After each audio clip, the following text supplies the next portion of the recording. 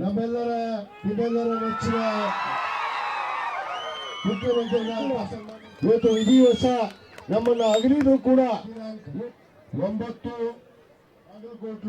ಬಾಗಲಕೋಟ್ ವಿಧಾನಸಭಾ ಪಕ್ಷದ ಅಭ್ಯರ್ಥಿಯಾದಂತಹ ಒಂದು ಪ್ರಚಾರ ಸಭೆಯ ತಾಯಂದರಿಗೆ ಯುವಕರಿಗೆ